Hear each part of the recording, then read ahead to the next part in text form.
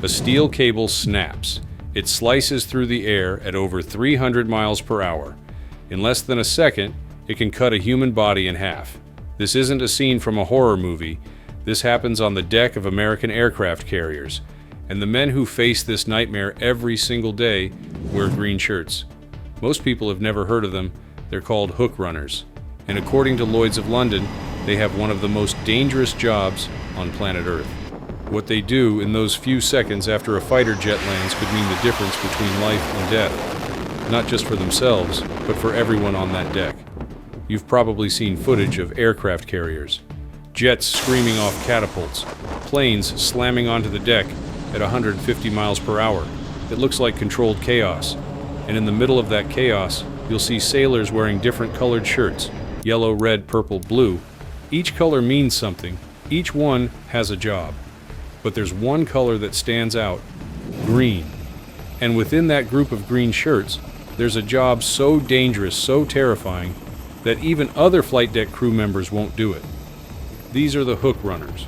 And today, you're going to learn exactly what makes their job the deadliest position on an aircraft carrier flight deck.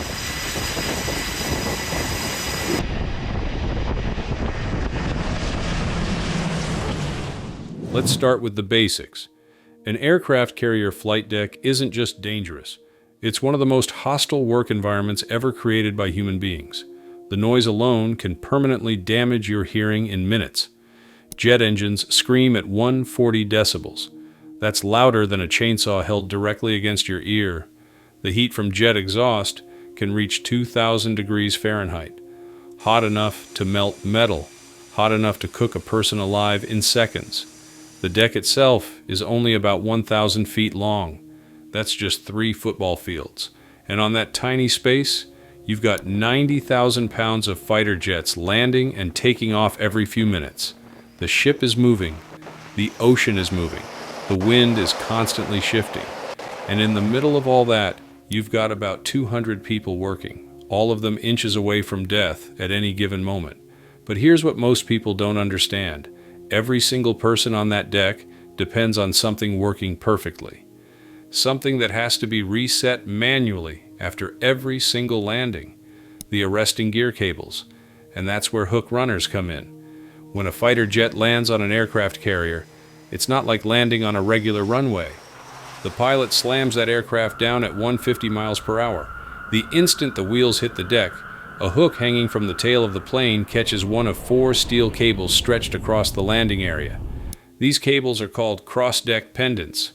Each one is over 2 inches thick, made of braided steel wire, strong enough to stop a 50,000-pound jet traveling at maximum speed. When that tail hook catches the cable stretches.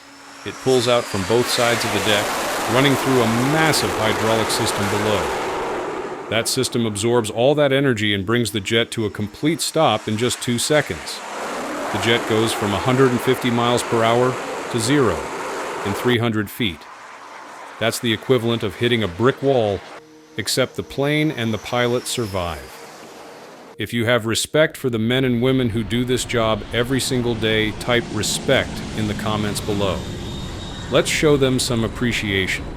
Now here's the problem. After that cable stops the jet, it's stretched out across the deck. It's lying there in 2 long loops on either side, and there's another jet coming in to land in about 30 seconds. That cable needs to be back in position, ready to catch the next plane. And the only way to get it back in position is for someone to run out there and manually reset it. That someone is the hook runner. Picture this scene. A 40-ton fighter jet just slammed onto the deck 5 seconds ago. The engines are still screaming. The jet is rolling forward as the pilot taxis out of the landing area. Jet fuel is in the air. The deck is slick with oil and seawater. The ship is rolling with the waves. And you're about to run directly into the space where the next jet is going to land. You're carrying a tool. It's basically a 5-foot steel bar with a hook on the end. Your job is to grab that 2-inch steel cable and guide it back through a series of pulleys and guides so it's ready for the next aircraft. You have maybe 20 seconds, maybe less, because that next jet is already on final approach. You can see it coming, and if you're still on that deck when it lands, you're dead. But that's not even the worst part. The worst part is what happens if that cable snaps. Since 1980, at least 42 flight deck crew members have been killed or seriously injured. And many of those incidents involved arresting gear cables. When these cables snap, they don't just fall to the deck, they whip across at speeds over 300 miles per hour. They cut through everything in their path: steel, equipment, human bodies. There's no warning, no time to react. 1 second you're doing your job, the next second that cable is coming at you faster than you can blink. In 1981, an EA-6B Prowler crashed on the USS Nimitz during landing. 14 sailors and Marines died. 45 more were injured. Some of those injuries came from arresting cables that snapped during the crash. In 2017, a chief petty officer on the USS Ronald Reagan was run over by an FA-18 Super Hornet. He lost his leg. In 2018, an airman apprentice was killed on the USS George H.W. Bush when he was struck by the propellers of an E-2C Hawkeye. These aren't freak accidents. This is the reality of working on a carrier flight deck, and hook runners work closer to that danger than almost anyone else. And there's something else about this job that makes it even more dangerous. Something that has to do with how the human body reacts under pressure. We'll get to that in just a moment. But first, you need to understand who these hook runners actually are. Hook runners are part of the Air Department. Specifically, they're aviation boatswain's mates. These sailors maintain and operate all the equipment used to launch and recover aircraft. That includes the catapults that launch jets off the front of the ship, the arresting gear that catches them when they land, and all the support equipment in between. Most of them are young, early 20s. Some of them just got out of boot camp a few months ago, but they're trained to a level most people can't imagine. Before they're allowed to work on the flight deck, they go through weeks of intensive training. They learn every procedure, every hand signal, every emergency protocol. They practice until it becomes muscle memory, because on that deck there's no time to think. You just react.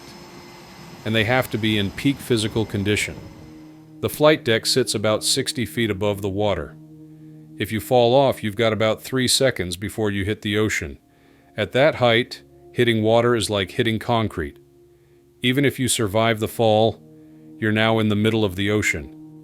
The ship is moving at 30 miles per hour. By the time anyone realizes you're gone, you could be half a mile behind the carrier. In rough seas, your chances of being found are almost zero. That's why every person on the flight deck wears a float coat and a cranial helmet. The float coat is bright colored so you can be seen in the water. It's also got flotation built in. The cranial protects your head and has communication equipment inside. But even with all that gear, falling overboard is usually a death sentence. Before we go any further, take just 1 second to hit that like button and subscribe to this channel. Over 98% of viewers watch without subscribing. It costs you nothing, but it makes a massive difference to us. Thank you. Now let's talk about what happens during actual flight operations. The Navy calls it cyclic operations. That means launching and recovering aircraft in cycles. Each cycle lasts about 90 minutes. During that time, they'll launch 15 to 20 aircraft. Then they'll recover the previous group that's been flying. Then they'll launch another group. This goes on 24 hours a day when the carrier is operational. During recovery operations, planes land about 1 per minute, sometimes faster. Each landing is called a trap. That's because the tailhook traps the arresting cable. After each trap, the hook runners have to reset the cable before the next plane lands. That means they're running out onto that deck 15 to 20 times per cycle, maybe 200 times in a 24-hour period. Every single time, they're betting their lives that nothing goes wrong. And things go wrong all the time. A plane might miss all 4 cables. That's called a bolter. When that happens, the pilot immediately goes full throttle and takes off again. He comes back around and tries again, but that means the hook runners still have to reset the cables, even though there's a plane coming in for another attempt right away. Sometimes the cable doesn't release from the tail hook properly. Now you've got a jet sitting on the landing area with a cable still attached. The hook runners have to work around that jet. with the engines running, with the next plane already approaching. The pressure is unbelievable. Or sometimes the hydraulic system malfunctions. The cable doesn't retract smoothly, it might get stuck, or it might retract too fast. The hook runners have to manually fix the problem, while jets are landing, while the deck crew is moving aircraft around, while the ship is rolling in heavy seas. There's another factor that makes this job so deadly: fatigue. During deployment, these sailors work 16-hour days. Sometimes longer. They might get 4 or 5 hours of sleep, then they're back on the deck. Day after day, week after week, month after month, the Navy has strict regulations about crew rest, but when you're in the middle of the ocean and there's a mission to complete, those regulations get flexible real fast. Tired people make mistakes, and on a carrier flight deck, one mistake can kill you or kill someone else. The hook runners know this. They live with it every day. The stress is overwhelming, but they do it anyway because that's the job, because their brothers and sisters on that deck are counting on them, because the mission depends on it. In recent years, the Navy has been trying to improve safety on carrier flight decks. They've upgraded equipment, improved training programs, added more safety observers. They even increased the hazardous duty pay for flight deck personnel. It went up by about $5 per day. That might not sound like much, but it's recognition that these jobs are incredibly dangerous. Flight Deck Hazardous Duty Incentive Pay, or FDHDIP, is specifically authorized because of the inherent dangers of that duty and risks of physical injury. The regulations state that flight deck crew work under and in extremely close proximity to moving aircraft and are exposed to hazards of jet intakes, jet blast, propeller and rotor wash, high-speed propellers and rotors, possible arresting cable separations, and the obvious hazards associated with aircraft crashes and fires. That's the official language, but it doesn't capture the reality. It doesn't describe what it feels like to run onto that deck knowing a cable could snap at any second. It doesn't explain the split-second decisions, the constant fear, the weight of responsibility, because if a hook runner makes a mistake, if they don't get that cable reset in time, the next jet coming in won't have anything to catch it. That jet will go off the end of the carrier into the ocean, and the pilot will probably die. That's what these sailors carry with them every single day. That's the burden of being a hook runner. Now here's something most people don't know. Hook runners aren't the only ones on the flight deck doing dangerous jobs. The entire operation depends on hundreds of sailors working together, and each colored shirt represents a different role. Each role has its own dangers. The purple shirts, called grapes, handle all the aviation fuel. They're pumping thousands of gallons of highly flammable jet fuel into aircraft that are loaded with weapons and surrounded by hot engines. One spark could cause a catastrophic explosion. The red shirts are ordnance men. They load missiles, bombs, and ammunition onto the aircraft. They're handling live explosives in one of the most dangerous environments imaginable. They're also part of the crash and salvage crew.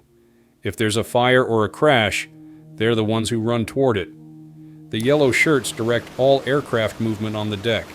They use hand signals to guide 40-ton jets around a space barely big enough to hold them.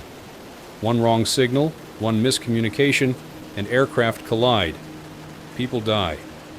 The blue shirts are the handlers. They chain aircraft down when they're parked. They operate the elevators and tractors. They're junior sailors, often still learning the job, but they're surrounded by the same dangers as everyone else. The brown shirts are plane captains. They're responsible for maintaining the aircraft. They do the pre-flight and post-flight inspections. They make sure every jet is safe to fly.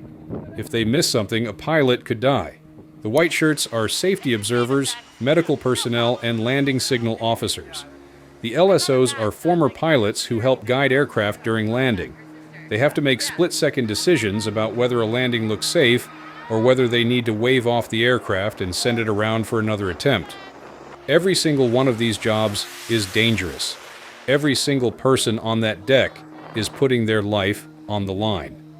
But the hook runners face a unique combination of dangers that makes their job particularly deadly.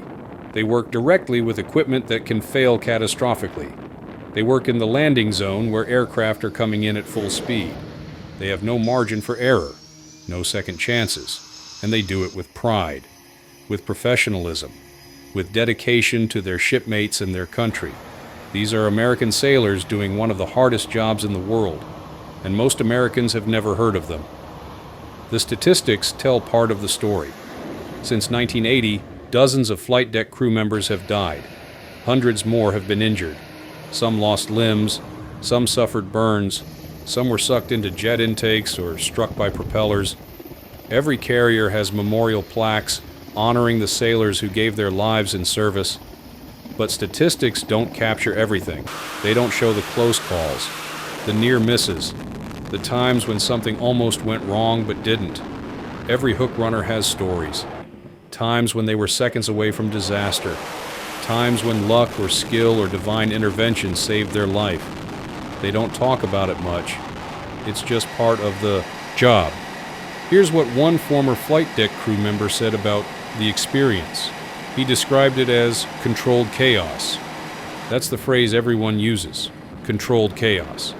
Because even though it looks insane, even though it seems impossible that humans could work safely in that environment, it actually is controlled. Every movement is choreographed. Every action has a purpose. The chaos is real, but so is the control. That control comes from training, from discipline, from trust. Hook runners trust their equipment. They trust their training. Most importantly, they trust each other, because on that deck, you're not working alone. You've got a team. Everyone watches out for everyone else. If someone makes a mistake, someone else catches it. If someone gets in trouble, everyone responds. That sense of brotherhood and sisterhood is what makes it possible. That's what allows these young sailors to face death every single day and keep doing their job. They're not doing it for glory. They're not doing it for money. They're doing it for each other and for their country. The aircraft carrier is often called America's premier symbol of military power. It's a floating city, a mobile air base, a demonstration of technological superiority and operational capability. When an American carrier battle group shows up somewhere, it sends a message. The message is simple. The United States Navy can project power anywhere in the world, anytime, and sustain that presence indefinitely. But that power doesn't come from the ship itself. It comes from the men and women who operate it.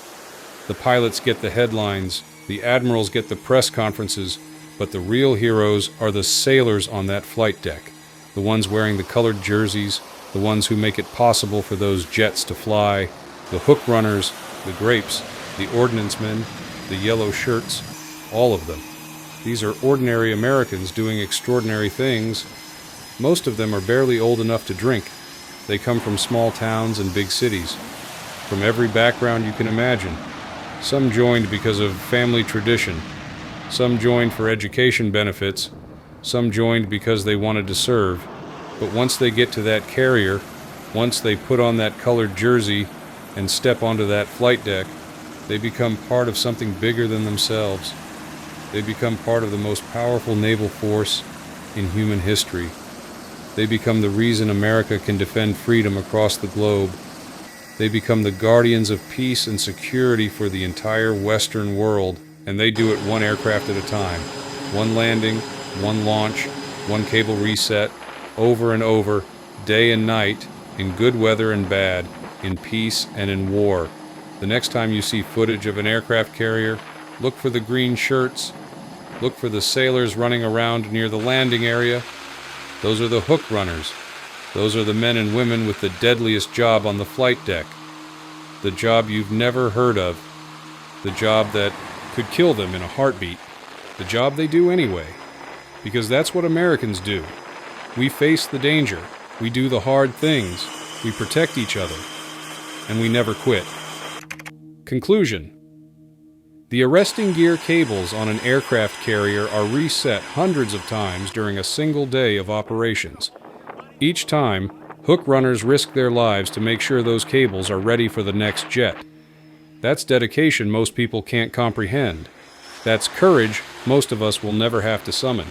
And that's why these sailors deserve our respect and our gratitude. If this video gave you a new appreciation for what our service members do, hit that like button.